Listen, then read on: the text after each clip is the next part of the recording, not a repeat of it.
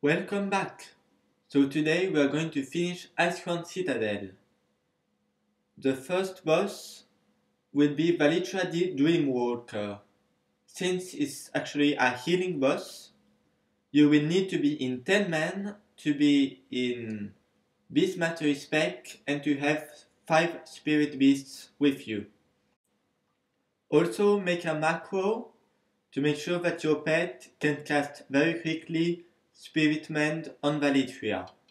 Ideally, you want to rotate through your pets, making them heal Valitria and putting them on assist, so that while you're dismissing them, they are attacking the ads that have really low health. However, there are certain ads that you will need to kill yourself. The first are of course the suppressors that reduces healing taken by Valitria and must be killed as soon as possible. Then there are the Risen Archmages. They sometimes put a circle beneath you that will bump you after a few seconds, therefore interrupting your dismiss pet. So you want to move out of the circle and also kill them if you have a second or two. The blistering zombies are absolutely not dangerous.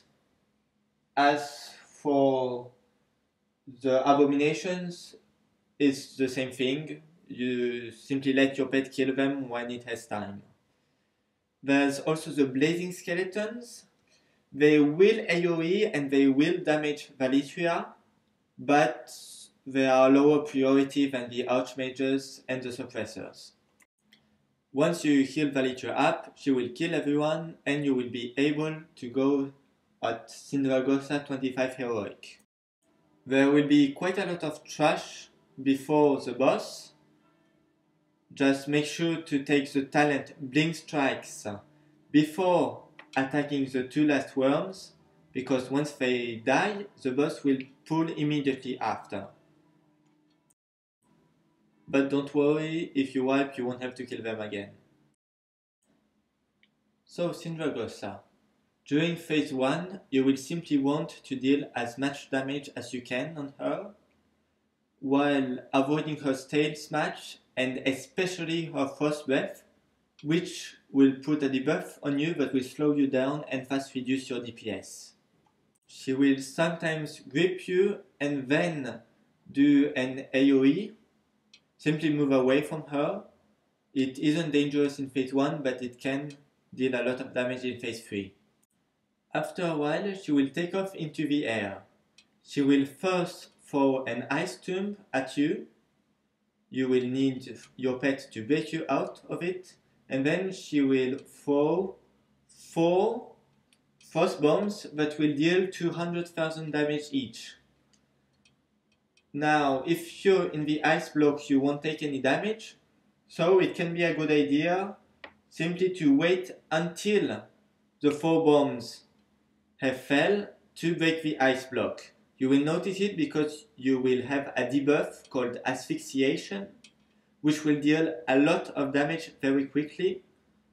So as soon as you see this debuff, you have to break yourself out. Phases 1 and 2 will alternate until she reaches 35%. The only other ability that can be a problem is her Chill to the Bone debuff. Whenever you hit her, you have a certain chance of gaining 1 stack of the debuff. So if you're starting to get really high on stacks, like 19 stacks, simply stop attacking her for 8 seconds, but it shouldn't be a problem. Now, phase 3 is the only challenge in this fight. Just like Putricide, before she reaches 35%, you want to dismiss your pet and start tanking her. However, once your health starts getting low, you will have to feign death. Now, the reason why you have to kite her is that she will throw ice tombs during this phase. However, if she melees you, then you are considered a tank for 30 seconds, which is 30 seconds in which the ice tomb won't hit you. So, if you are low on health, feign death. Let your pet tank her for about 20 seconds, but then dismiss your pet to make sure you get 1 milli hit before the 30 seconds are up. She will also cast Arcane Buffet, which will increase the damage you take from her Frost Aura, the Chill to the Bone debuff, and her Blistering Cold AoE explosion. However, if you actually get an Ice Stream on purpose, you will be able to destack, although it's pretty dangerous because you will have to make sure that your pet breaks you out in under 30 seconds, and then that you actually manage to get a mini hit before she casts another Ice Tomb. And finally, there is the Lich King.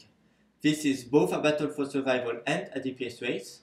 So if you're having trouble meeting the DPS requirement, go back to your stables and take the Core Hound and the other pets so you can rotate your pets before the pool and also take a few DPS potions.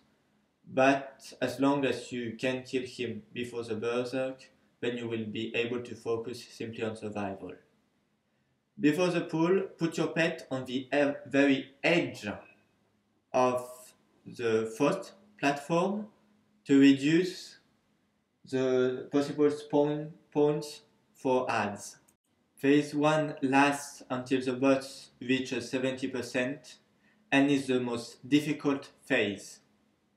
Now, during this phase, he will spawn ads. You will want to misdirect them on your pet. You also want to make sure that the ads never reach you because you want them all packed up for the Necrotic Plague. Now, the Necrotic Plague deals immense damage on you, and whenever it runs out or it is dispelled, for example with Stone Form, it will jump to the nearest player or undead, as long as it's within range. So you will want to put the Necrotic Plague on a ghoul, and therefore you won't have to DPS the undeads at all. It will simply be the plague that will kill them off one at a time. However, you want to make sure that there isn't a ghoul that runs at you, because since the Necrotic Plague gains in power, if it gives you the Necrotic Plague, you will take something like 10 million damage and it will kill you. However, the main reason for wipe in this phase is the infest. If you are not at more than 90% health when he casts it, you will have a DOT that will grow in power very quickly, similar to Putricide Unbound Plague, that will only be removed when you reach 90% health. Therefore, if you get hit by it, you will need to quickly heal yourself up with your pet or to use a health potion. However, most of the time it won't be enough, which is why when he casts it, if you are not over 90% health, you want to hide behind one of the Frost Pillar. As long as you're out of his line of sight, then the infest won't hit you. To make things easier, he will also put shadow traps on the ground.